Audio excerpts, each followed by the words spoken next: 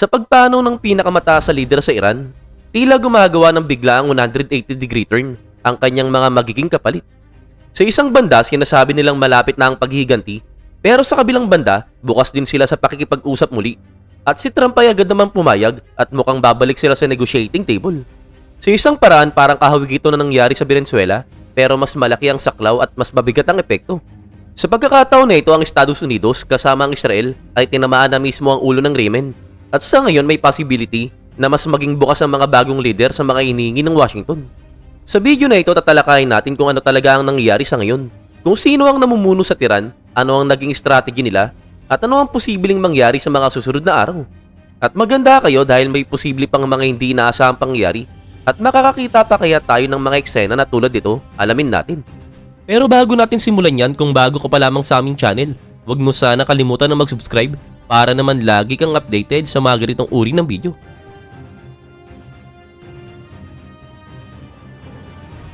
Sa ngayong araw na ito, talagang patuloy ang pagbagsak ng mga bomba sa Iran. Sa mga nakaraang oras, sumali na rin sa operasyon ang mga kilalang B-2 bombers. Kapwa Israel at Estados Unidos ay nagbabantang mas paigtingin pa ang kanilang pag-atake sa mga darating na araw. At ito ay sa kabila ng katotohanan na talagang napakalakas na ng unang bugso ng opensiba. Sobrang tindi dahil ang pangunahing target ay ang mismong Supreme Leader, si Ayatollah Khamenei, ang pinakamataas sa political, ideological, at religious authority sa mundo ng mga Shia. Hindi lamang siya ang nakitil, kasama rin sa tinamaan ng malaking bahagi ng pamunuan. Sa ngayon talaga hindi lang basta napas lang si Khamenei, halos buong top military leadership ng Iran ay nabura rin. Kabilang dito ang Minister of Defense, ang Chief of the General Staff, ang Commander-in-Chief ng Revolutionary Guard, ang Head of Intelligence, ang pinuno ng Conventional Armed Force at marami pang iba. Para maging malinaw, ang dagok na tinanggap ng Yemen sa loob lamang ng ilang oras ay talagang napakabigat. At sa katunayan halos naputulan na ito ng ulo, literal na decapitate ang kanilang pamunuan. Dahil dito inanunsyo ang pagbuo ng isang Interim Leadership Council. Sila muna ang hawak sa pamumuno ng bansa habang hinihintay kung sino ang magiging susunod na Supreme Leader. Ang papalit ay kailangang itatalaga ng Assembly of Experts, isang konseyo na binubuo ng 88 Shiite clerics. Sa ngayon ang Interim Leadership Council ay binubuo ni President Masoud Pezeshkian ng pinuno ng Hudikatura na si Ghossam Hossein Mohseni Ejei at ni Ayatollah Ali Reza Arafi mula sa Guardian Council. Ang huling dalawa ang kumakatawan sa religious authority kaya inaasahan sila ang may pinakamalaking impluwensya sa loob ng konseyo na ito. Sa madaling salita, isa itong pansamantalang pamahalaan, isang interim leadership habang inaayos kung sino ang tuloy ang hahawak sa pinakamataas sa kapangyarihan sa Iran. At ngayon ang tanong, ano nga ba ang naging tugon nila sa napakalaking dagok na kanilang tinanggap? Sa totoo lang, talagang mas mahina kaysa sa inaasahan ng marami. At ito ay sa kabila ng katotohanan na habang pribado nilang pinag-iisipan ang possibility na bumalik sa negotiation. Sa publiko naman ay pinapangako nila ang ina ng lahat ng paghiganti. Ayon mismo sa kanilang payag, ang ating minamahal na leader na si Khamenei ay naging martir sa kamay ng tiwaling alyansa ng Estados Unidos at mga Sayonista. Itutulak namin ang aming makakaaway sa desperation sa pamamagitan ng pagwasak sa kanilang mga base at sa lahat ng kanilang mga kakayaang militar. Samantala, inanunsyo ng Revolutionary Guard ang pagsisimula umano ng pinakamapaminsalang opensiba sa kasaysayan ng Islamic Republic of Iran. Naglabasan din ng mga headline na Iran vows devastating revenge after confirming Supreme Leader's death. At ang ibig sabihin, nanunumpa ang Iran ng matinding paghiganti matapos kumpirmahin ang pagkawala ng kanilang Supreme Leader. Nagbanta din ng military ng tinatawag nilang regret-inducing revenge, isang paghiganti na magpapasisiraw sa kanilang mga kaaway. Ilang sandali matapos makitil si Ayatollah Ali Khamenei sa loob mismo ng kanyang compound. Habang patuloy ang pagbagsak ng mga bomba sa Iran, nangako ang Yemen na atake nila ang tinatawag nilang occupied territories at ang mga base military ng Estados Unidos na kanilang itinuturing na terorista. Ayon sa mga pahayag na lumabas, sinunog nila ang puso ng sambayan ng Iranian at bilang tugon, susunugin namin ang kanilang mga puso. Pagkatapos ito, si Grand Ayatollah Hossein Nouri Hamidani, isa sa mga pinakamahalaga at ultra-konserbatibong religious authority sa Iran at halos 101 years old na, ay naglabas ng isang fatwa. Sa fatwa na yon, sinabi niyang tungkulin ng bawat Muslim na ipaghiganti ang dugo ng kanilang martir na leader na tumutukoy kay Khamenei. Sa madaling salita, iyan ang kanilang sinasabi, iyan ang kanilang ipinapangakong gagawin. Pero ang tanong, ginagawa na ba talaga nila? Kung napapansin nyo, patuloy ang pagpapakawala ng Iran ng mga missile at drone laban sa ilang karatig na bansa at laban sa Israel. May mga ulat pa nga na nagpakawala sila ng 4 na missile patungo sa aircraft carrier na USS Abraham Lincoln. Pero kung susuriin ng mabuti, mababa ang intensity ng mga pag-atake na ito Kalat-kalat ang paglulungsad, hindi coordinated at tila hindi ganap na organisado. Kakulangan ba ito sa kakayahan o kakulangan sa liderato? Posible ba ang Rayman ay tinamaan ng gusto kaya tila hindi na ito makakilos ng maayos? Na ang bigat ng dagok ay nag-iwan sa kanila ng halos hindi ganap na operasyonal. At huwag nating kalimutan, ang kaharap nila ngayon ay isang napakalakas na war machine na sanay sa digmaan, maayos ang sistema at talagang napaka-advance pagdating sa technology. Isang makinarya na hindi nagbibigay ng kahit kaunting pahinga. Dagdag pa rito, tila ayaw ng Iran na tumawid sa ilang delikadong red lines. Halimbawa, hindi sila nagsasagawa ng mga suicide style o kamikaze attack laban sa mga energy infrastructure ng kanilang mga karatig na bansa kahit pa nakitil na ang kanilang ayatollah. Kaya sa ngayon, marahil ang mas nakakabahalang aspeto ng posibleng tugon ng Iran ay hindi ang direktang missile strike kundi ang nangyayari sa Strait of Hormuz. Doon inanunsyo nila na ipinagbabawal nila ang pagdaan ng mga barko. May mga haka-haka pa nga na maaaring may unang barko ng inatake pero hindi yun ang pinakamalaking problema. Ang tunay na problema ay ang takot. Dahil sa sitwasyon, nagsisimula ng umatras ang mga insurance company at shipping company. Kapag umatras ang insurance, titigil ang biyahe ng mga barko at kapag tumigil ang mga barko, maapektuhan ang global trade. Halimbawa ang Danish shipping giant na Maersk, isa sa mga pinakamalaking shipping company sa mundo, ay nag-anunsyo na pansamantala nilang ihinto ang lahat ng pagdaan ng kanilang mga barko sa Strait of Hormuz hanggang sa mga susunod na abiso. Ayon sa kanila, ito ay dahil sa seryosong pag-aalala sa kaligtasan ng kanilang crew, mga barko, at kargamento ng kanilang mga kliyente. At sa katunayan, ito marahil ang pinakamalaking pangamba sa ngayon. Hindi lamang ito usaping militar, usaping ekonomiya ito ng buong mundo. Samantala, patuloy namang nananawagan si Donald Trump sa mga Iranian citizen at inaanyayahan silang samantalahin ng sandaling ito upang mag-alsa laban sa Yemen. Nangangako siya na susuportahan sila at habang ginagawa yon, ipinapahayag din niya na magpapatuloy ang pag-atake sa mga facility at enclave ng gobyerno. Sa isa sa kanyang payag, sinabi niya na si Khamenei, isa sa mga pinakamasamang tao sa kasaysayan, ay wala na. Ito na ang pinakamalaking pagkakataon para sa Iranian citizen na bawiin ang kanilang bansa. Gayunpaman, malinaw din ang kanyang babala. Magpapatuloy ang mabibigat at eksaktong pambobomba sa buong linggo o hanggat kinakailangan. Ibig sabihin habang may usap-usapan tungkol sa negotiation, sa lupa at sa himpapawid tuloy pa rin ang operasyon. Halos walang duda rito, lumalabas na kapwa nais ng Israel at ang Estados Unidos na samantalahin ang pagkakataong ito upang tuluyang wasakin ang kakayaang military ng Iran. Target nilang durugin ang missile program, pahinain ang nuclear program, at sirain hanggat maaari ang iba pang military facility ng bansa. At pagdating naman sa mga banta ng Iran, malinaw din ang kanilang mensahe. Nagpahayag sila na maglulungsad sila ng pinakamalakas na pag-atake ngayong araw, mas matindi kaysa sa anumang nagawa nila noon. Subalit agad ding nagbabala ang kabilang panig na huwag nilang gawin yun. Dahil kung itutuloy nila, sasagutin sila ng puwersa na hindi pa raw nasasaksiyan ng mundo. Sa madaling salita, mukhang ilang araw pa ng matinding pambobomba ang posibleng mangyari. At kahit pa pumayag ang mga authority ng Iran na bumalik sa negotiation at tanggapin ang mga kondisyon na hinihingi ng Washington, malaki ang possibility na ipagpapatuloy pa rin ng puwersa ng Estados Unidos at Israel ang pagdurog sa natitirang kakayahan ng Iran. Gagamitin nila ang sitwasyon para siguraduhing mahina na ang kalaban. At kung hindi susunod ang Tehran sa mga hinihingi sa kanila, malamang ay magpapatuloy pa ang mga pag-atake sa mas mahabang panahon. Bukod pa rito, malaki rin ang tsansa na gawin ng Washington at Jerusalem ang lahat para pasiklabin ang isang popular uprising sa loob mismo ng Iran. Dahil bukod sa mga bomba, ang pressure mula sa loob ng bansa ay isa ring napakalakas sa sandata. At may isa pang mahalagang bagay na dapat mong tandaan. Ang nakikita natin ngayon ay isang malinaw na halimbawa ng modern warfare, digmaang pinapagana ng high-end military technology. Gumagamit ang advanced AI system para pumili ng mga target. Hindi lamang ito basta traditional intelligence gathering, ito ay real-time data processing at algorithmic targeting. May mga ulat pa nga na nagawa ng Israel na mahak ang isang popular Iranian prayer app upang maglabas ng mensahe na humikayat ng pagtalikod sa Yemen at pagsuporta sa resistance. Kung may isang bagay na malinaw, ito ay ang katotohanan na tila labis na na-overestimate ng Iran ang sarili nilang kakayahan. Isipin mo sa loob lamang ng ilang oras, nakitilang supreme leader at malaking bahagi ng pinakamataas na pamunuan ng bansa. Sa strategic at operational level, talagang napakalaking dagok nito. At isa na namang itong tagumpay para sa US at Israeli intelligence. At lampas pa sa kausahay ng kanilang intelligence services, nandoon din ang brutal na pagiging epektibo ng Israeli Air Force na itinuturing ng marami bilang isa sa pinakamahusay sa mundo sa kasalukuyan. Pero sa kabila ng lahat ng ito, malinaw na nagkamali ang Ayatollah sa kanilang calculation. Hindi nila nabasa ng tama ang sitwasyon, hindi nila napaghandaan ang magiging tugon.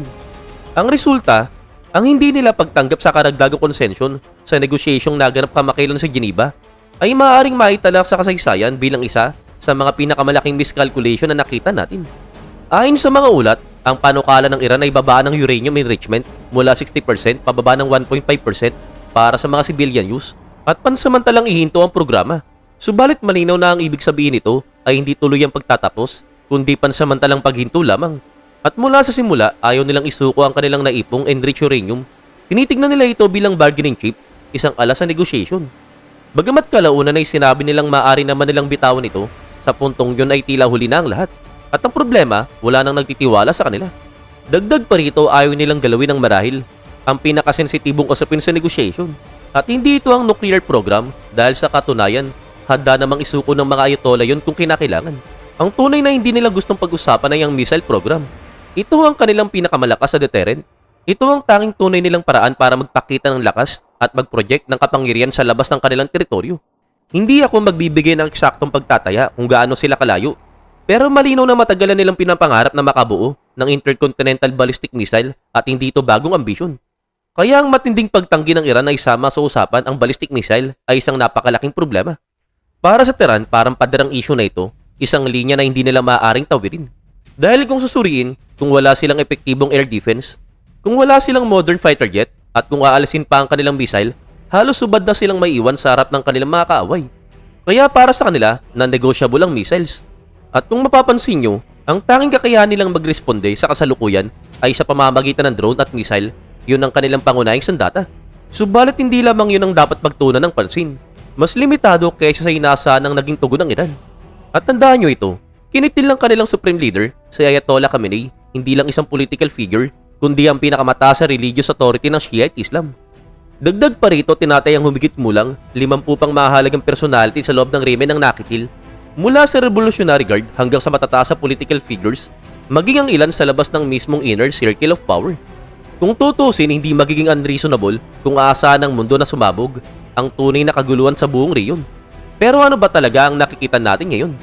Ilang drone dito na kaunting pinsala lang ang nagagawa, ilang missile doon na halos lahat ay na-intercept na may relatibong kadalian, at doon pumapasok ang hindi maiiwasang tanong, ano ang paliwanag sa lahat ng ito? Talaga bang hindi kayang magdulot ng mas malaking pinsala ang Iran o sadyang maingat nilang kinakalkula ang bawat galaw? Ano ba talaga ang kanilang pakay? The price of chaos. Pakinggan natin ang mismong sinabi ng Pangulo ng Amerika. Ito ang inaasahan namin, akala namin dodoble pa, at sa ngayon, mas mababa ito kaysa sa inaakala namin. Para sa Pangulo ng Amerika, ang naging reaksyon ng Iran matapos maalisan ng ulo ang kanilang remen ay mas malalim kaysa sa inaasahan. At ito ay sa kabila ng tuloy-tuloy na pag-atake laban sa halos lahat ng bansa sa Gulf. Bagamat mayroong isang particular na target na tila mas pinagtutuunan nila, ang United Arab Emirates. May mga suicide drone na tumama sa mga paliparan sa Dubai at Abu Dhabi. May mga ulat ng pinsala sa ilang hotel, apartment towers at residential areas. At para magkaroon kayo ng ideya sa lawak ng sitwasyon, ayon sa United Arab Emirates Ministry of Defense, sa oras ng paggawa ng ulat na ito, nakaharap na sila sa 165 ballistic missile at 541 Iranian drones. Pero karamihan sa mga ito ay na-intercept o kaya ay hinayaang bumagsak dahil wala namang banta. Halimbawa, may mga missile na diretso lamang patungo sa disyerto.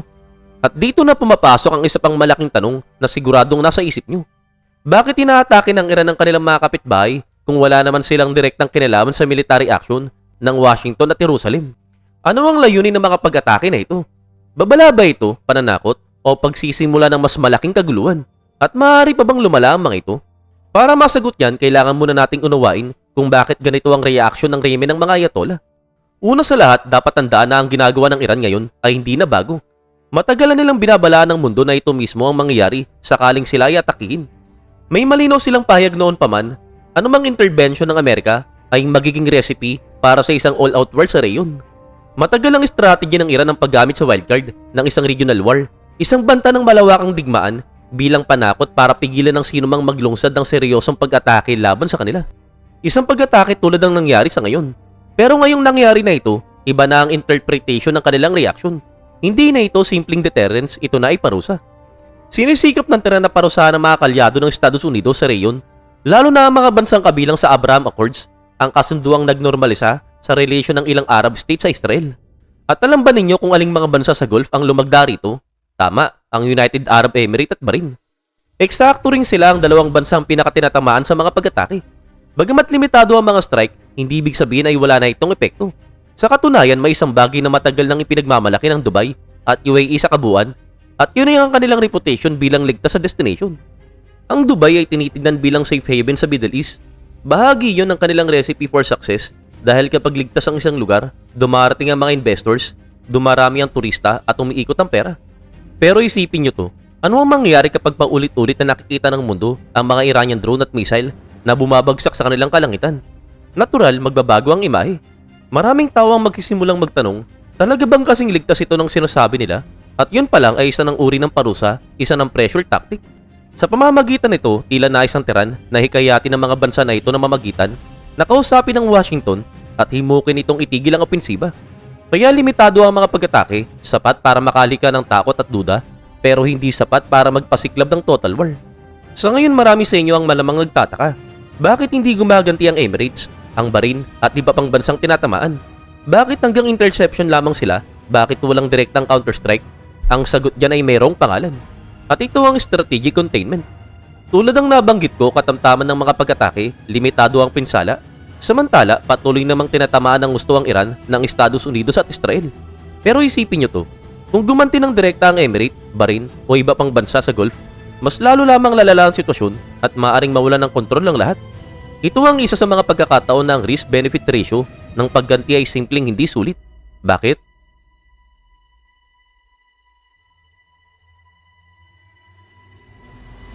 Dahil hindi lihim na ang karamihan sa ekonomiya ng bansang Gulf ay nakasandal sa langis at natural gas. Halos umiikot ang lahat dito mula sa pambansang kita hanggang sa pandaigdigang kalakalan. Ngayon, ano ang mangyayari kung magdesisyon ng United Arab Emirates o Bahrain na gumanti ng direkta sa Iran? Ang sagot ay nasa geography. Halos lahat ng oil at gas field sa reyon ay abot ng missile ng Iran kahit pa ang mga short-range missile lamang. At hindi lamang ito tungkol sa mga mismong oil field. Kasama rito ang mga oil export terminals, ang mga gas liquefaction plants, ang mga facility na kinakailangan upang may proseso at may karga ang langis at gas sa mga tanker para may padala sa buong mundo. Kapag tinamaan ng mga ito, hindi lamang isang bansa ang maapektuhan, global market ang tatamaan. Kung gaganti ang alinman sa mga bansa na ito, maaaring magbago ang sitwasyon mula sa ilang drone na walang gaanong pinsala tungo sa direktang pag-atake sa mismong puso ng energy infrastructure ng reyon. At kapag nangyari yun, masama na ito para sa lahat dahil maaaring simulan ng Iran ang pag-target sa oil at gas fields. At sa anumang halaga, yun mismo ang eksaktong senaryong pilit iniwasan ng lahat. Isang senaryo na maaaring nating tawagin mutually assured oil destruction. At sinasabi kong mutually assured dahil hindi lang ang mga bansang Gulf ang may mawawala. Malaki rin ang maaaring mawala sa Iran. Sa katunayan, may isang napakahinang critical point ang Islamic Republic, isang lugar na alam nilang magiging unang target sakaling sumiklab ang isang all-out war. Ang tinutukoy ko ay ang Kharg Island. Sa unang tingin, parang ordinaryong maliit na isla lamang ito, isang piraso ng lupa na wala pang 20 kilometro ang haba, mas maliit pa sa Arin Central Park ng New York kung pagsasamahin. Maliit na teritoryo pero dito nakatago ang pinakamalaking kahinaan ng Iran. Dito matatagpuan ang oil terminal na kung saan dumadaan ang humigit mulang 70% ng lahat ng Iranian crude export. Sa madaling salita, ito ang baga na nagbibigay ng oxygen sa Yemen. At dagdag pa rito ang mas delikado pa, abot ito ng strike range ng Israel, abot din ito ng mga bansang Gulf, at ngayon abot na rin ito ng Estados Unidos mula sa kanilang aircraft carrier at military bases sa reyon. Kung maglalakas loob ang Iran na mag-all-out war, halimbawa, atakihin ang oil field ng kanilang mga kapitbahay, malaki ang possibility na ang islang ito ang unang magiging target ng ganting parusa. Isang direktang tama sa kanilang pangunahing pinagkukunan ng kita. Sa madaling salita, napakadelikado ng senaryo na ito para sa lahat. Kaya hindi nilalaro ng Iran ang total chaos card. Hindi sila nagpapaputok ng todo laban sa kanilang mga kapitbahay, limitado, kontrolado, at maingat ang kanilang galaw.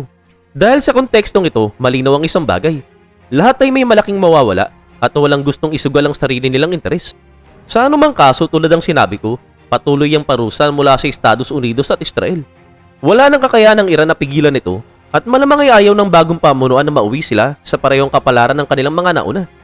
Kaya hinihingi nila na makabalik sa negotiating table, hinihingi nila na ipagpatuloy ang dialogue. Ngayon, ayon sa Oman, naghahanap ng kapayapaan ng Iran at nananawagan ng pag-iingat habang tumitindi ang tensyon. At tulad ng nakita natin, kinumpirma na rin ito ng Pangulo ng Amerika. Subalit ang tanong, paano ito magtatapos? Marami na ang nag-uusap tungkol sa bagong strategy tanggalin ang matapang na leader sa isang malakas sa suntok, at hintayin ang susunod na generation na mas masunurin. Para sa amin, tila ito ang bagong strategy ng Estados Unidos. Subalit kahit ano pa ang mangyari, hindi nito inaalis ang lahat ng banta. May dalawang bagay na malinaw sa Iran sa ngayon. Una, tumataas ang military capacity ng Estados Unidos gamit ang bagong technology. Sa modernong mundo, mas mahalaga na magkaroon ng tunay na deterrence capability kaysa maraming armas at malaking hukbo. Pangalawa, maaaring hindi na practical ang conventional warfare para sa karamihan ng bansa sa mundo. At alam nyo ba, posibleng marami na sa mga lider ng Iran ang nag-iisip ng pagbabalik ng pagiganti, subalit isang ibang uri ng revenge, ang jihad. Ito ang planong pinapaboran ng ilan sa Iran, ilang linggo pa lamang ang nakalipas. Ayon sa parliament ng Iran, handa silang ipaglaban ng isang holy war kung tutukain ng Estados Unidos ang supreme leader na si Ali Khamenei. At kahit medyo secular ang lipunan ng Iran, may dalawang bagay na dapat mong tandaan. Una, bagamat hindi sila nakakarami, may malaking bahagi ng population ng matinding fundamentalist sa reliyon. At sa population ng higit 90 million, milyon-milyon na yun. Pangalawa, hybrid warfare ay specialty ng Revolutionary Guard sa loob ng maraming taon, lalo na ang Quds Force, at hindi mabilis nagbabago ang ganitong taktika. Maraming president na nagpapakita na biyasa ang Iran sa state terrorism.